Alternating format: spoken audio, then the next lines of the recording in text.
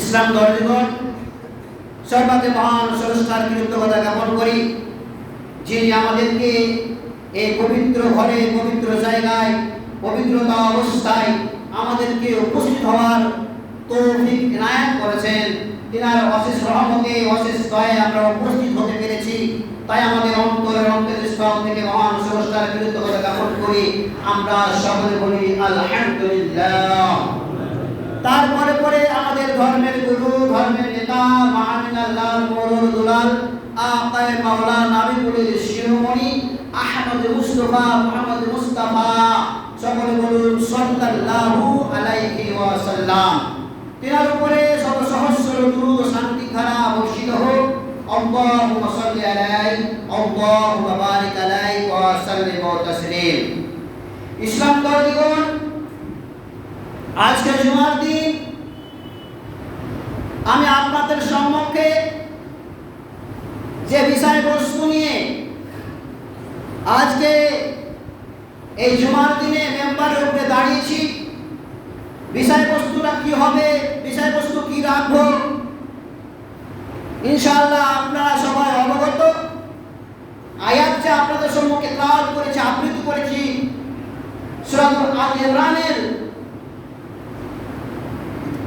92 নম্বর আয়াত যে আপনাদের সম্মুখে তেলাওয়াত করেছি, সে আয়াত কোন বিষয়ের দিকে যাবে, কোন আলোচনার দিকে যাবে, কোন বক্তব্যের দিকে যাবে, আমরা অবশ্যই অবগত আছি। আজকে আপনাদের সম্মুখে কোরআন ও হাদিসের আলোকে আমার বিষয়বস্তুটা হবে দানের উপরে। দান করলে কি হবে? আমরা যদি দান করি, সাদকা করি, আল্লাহর রাস্তায় যদি ব্যয় করি, খরচ করি, তবে আমাদের লাভ কি আছে? আর যদি না করি তবে আমাদের ক্ষতি কি আছে, লস কি আছে? আমরা যদি আল্লাহর রাস্তায় ব্যয় করি, খরচ করি, আমরা যদি দান করি, আমাদের ইহ জগতেও কল্যাণ, পরে জগতেও কল্যাণ রয়েছে। আল্লাহ পাক রব্বুল আলামিন আমাদের জন্য ইহ জগতে কল্যাণ রেখেছে এবং পরজগতেও আমাদের জন্য কল্যাণ রেখেছে। বলুন আলহামদুলিল্লাহ।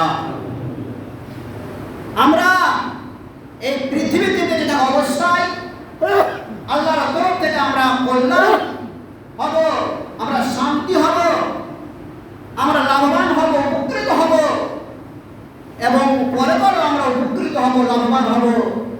আল্লাহ পাক রব্বুল আলামিন এই দানের বিনিময়ে, দানের মাধ্যমে আমাদের পথ খুব সহজ করে দিয়েছেন জান্নাতে যাওয়ার জন্য।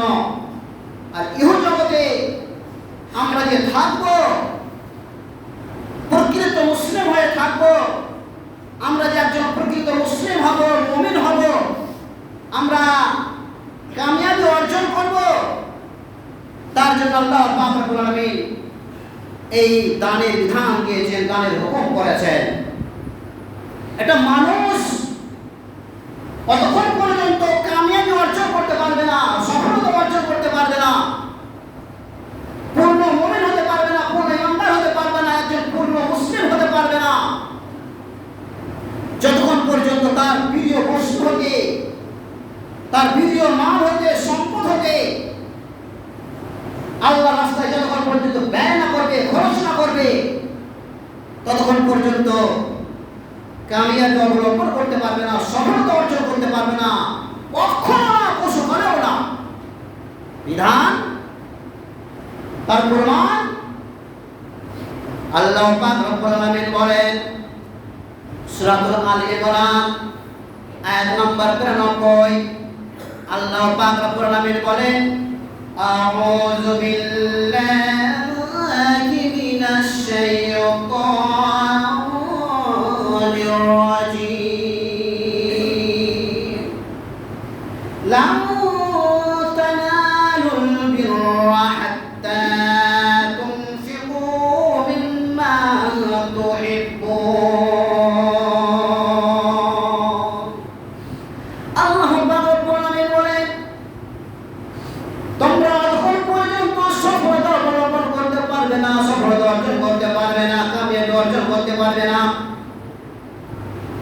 পূর্ণ মুমিন হতে পারবে না, পূর্ণ মুসলিম হতে পারবে না, পূর্ণ ইমানদার হতে পারবে না যতক্ষণ পর্যন্ত তোমাদের প্রিয় বস্তু হতে, তোমাদের প্রিয় সম্পদ হতে আল্লাহর রাস্তায় না ব্যয় করবে।